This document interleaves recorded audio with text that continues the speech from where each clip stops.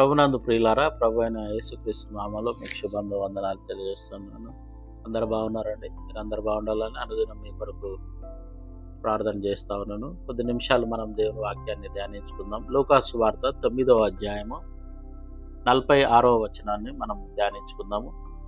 తమలో ఎవడు గొప్పవాడో అని వారిలో తర్కము పుట్టగా. ప్రియులారా, మనం ఇక్కడ గమనించినట్లయితే ఒకానొక సందర్భంలో మరి శిష్యులకు ఒక తర్కం వచ్చింది.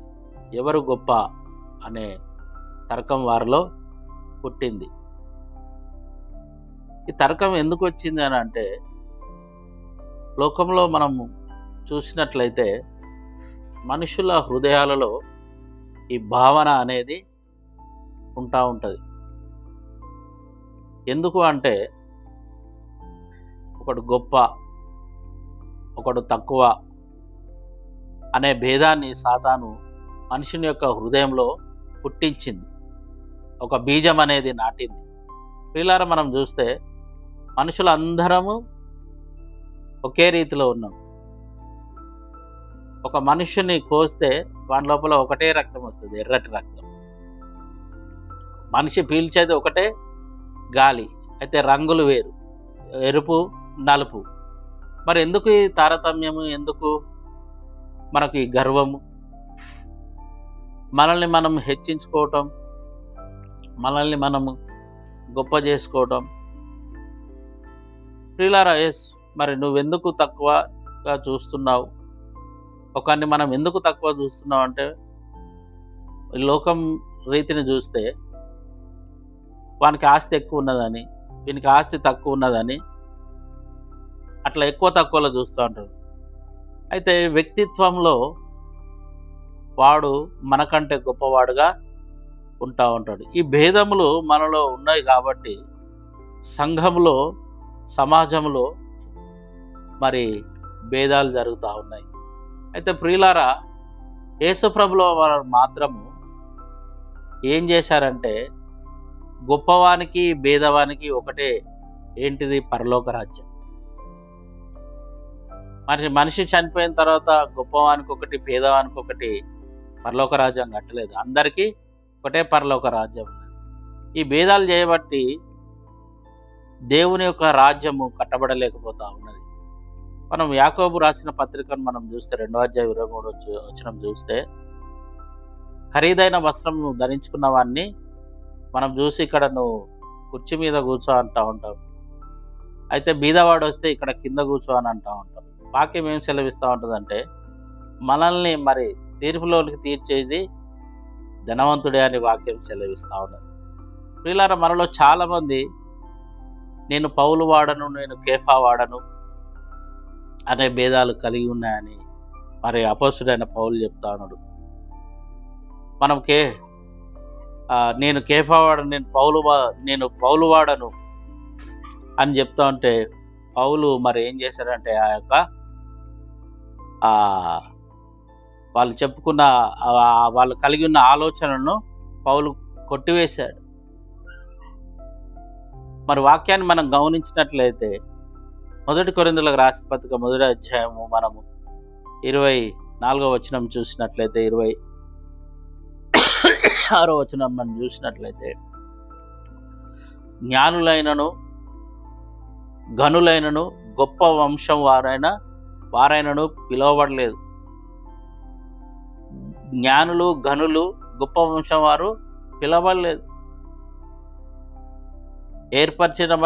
ఏర్పరచబడిన వారు సైతం పిలవలేదు. నీచులు, తృణీకరింపబడిన వారు మరి అనేకులని మరి యేసు ప్రభు ఎన్నుకోవడం జరిగింది, దేవుడు ఎన్నుకోవడం జరిగింది. మరి ఎందుకు ఈ భేదాలు? ఎందుకు ఈ యొక్క నువ్వు తక్కువ, నేను ఎక్కువ అంటే? వీళ్ళకి ఏక మనస్సు లేదు,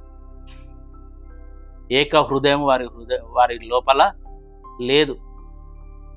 కాబట్టే నువ్వెక్కువ, నేను తక్కువ అన్న భేదాలు సంఘంలో మరి ఉన్నాయి. కాబట్టి ప్రియులారా, మనం ఇలాంటి భేదాలు కలిగి ఉండడం వలన దేవుని యొద్ద నుంచి మనం అద్భుతాలు పొందుకోవడం లేదు.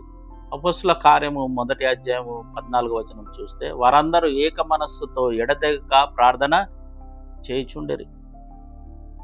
ఏక మనస్సుతో ఎడతెగక ఎప్పుడైతే ప్రార్థన చేశారో వారందరి మీదకి పరిశుద్ధాత్మ దేవుడు దిగిరావడం జరిగింది.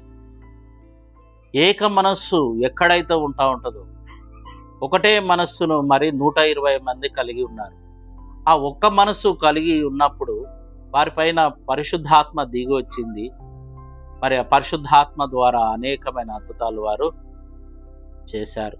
ఎక్కడైతే ఏక మనస్సు కలిగి ఉంటామో ఈ ఏక మనస్సు ద్వారా అద్భుతాలు జరుగుతూ ఉంటాయి. ఒక్క మనస్సు కలిగి లేకపోతే విభేదాలు అనేది సాతాను తీసుకొని వస్తూ ఉంటుంది. ఈ ఏక మనస్సు మనం ఎలా పొందుతామంటే పరిశుద్ధాత్మ ద్వారానే మనం ఏక మనస్సును పొందగలుగుతూ ఉంటాం. ఒక మనుష్యుని యొక్క హృదయ ఆలోచనలు మనం గమనించలేం, పసిగట్టలేం. ఎదుటివాని మనసు ఏ విధమైన తలంపుతో నిండి ఉన్నదో, ఏ విధమైన ఆలోచనలతో నిండి ఉన్నదో మనం కనిపెట్టలేం. ఎందుకంటే వానికి ఉన్న మనస్సు నీకు లేదు, నీకున్న మనస్సు వానికి లేదు. కాబట్టి ఏక మనస్సును కలిగి ఉన్నట్లయితే సంఘంలో, సమాజంలో అనేకమైన అద్భుత కార్యాలు, అనేకమైన సామాజిక సంబంధమైన కార్యాలు మనము చేయగలుగుతూ ఉంటాం. సమాజంలో ఏక మనస్సు లేకపోవటం బట్టే సమాజం అభివృద్ధి పొందదు, దేశము పురోగతి పొందదు. ఒక రోడ్లు వేస్తూ ఉంటాడు, ఆ రోడ్డు మధ్యలో ఏదైనా ఒకటి ఉంటుంది రోడ్డుకు అడ్డంగా, అది తీసేస్తామంటే ఒప్పుకోకపోవడం వలన ఆ రోడ్డు వేయడం మానేస్తారు. కాబట్టి దేశం పురోగతి ఎట్లా జరుగుతూ ఉంటుంది? అట్లే కట్టడాలు కానీ, భవనాలు కానీ అడ్డంగా ఉన్నాయి, ప్రభుత్వం వారు తీసేస్తారంటే ఒప్పుకోరు. దానికి కుల, జాతి, మత ఇట్లా విభేదమైన రంగులు పూసి దేశం యొక్క అభివృద్ధిని కుంటుపరుస్తూ ఉంటారు. అంటే మనుషులందరూ ఒక్క తాటిపైకి రావడానికి ఏక మనసు అనేది లేదు. సంఘంలో, సమాజంలో ఇలా ఉన్నప్పుడు, సంఘంలో ఇలా ఉంటే అద్భుతాలు జరగవు. సంఘము ఏక మనస్సుతోని ఎప్పుడైతే ఉంటారో అద్భుతాలు అనేటివి జరుగుతూ ఉంటాయి. ఈ ఏక మనస్సు మన అందరి జీవితంలో ఎలా వస్తుందంటే పరిశుద్ధాత్మ దేవుణ్ణి కలిగి ఉన్నప్పుడు మనము ఈ ఏక మనస్సు కలిగి ఉంటాం. ఈ ఏక మనస్సు లేకపోతే మనం ఏం చేయలేం. కాబట్టి అక్కడ వాక్యంలో ఏమంటారు? 2-3 నీ నామమున ఏకీభవించినప్పుడు, అంటే 2-3 కూర్చొని ఆయన నామములో మనం ఏకీభవించిన, అంటే వారి యొక్క మనస్సులు ఒక్కటైపోవాలి. ఒక్కటై మనం అడిగేది మనం ఒక్కటే అడుగుతున్నప్పుడు మన మనసులో ఒక్కటే, కాబట్టి దేవుడు అక్కడ అద్భుతాన్ని చేయడానికి వీలుంటుంది.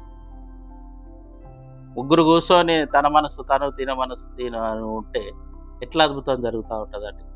అద్భుతాలు జరగకపోవడానికి గల కారణం సంఘంలో కానీ, కుటుంబంలో కానీ, వ్యక్తిగత జీవితంలో ఏక మనసు లేకపోవడం. ప్రియులారా, ఏక మనసును మనం కలిగి ఉన్నప్పుడు అనేకమైన అద్భుతాలు మన జీవితాల్లో చూడగలుగుతూ ఉంటాం. అనేకుల్ని దేవుళ్ళ ముందుకు నడిపించగలుగుతూ ఉంటాం. అట్టి కృప దేవుడు మనకు అనుగ్రహించును గాక. ఆమేన్.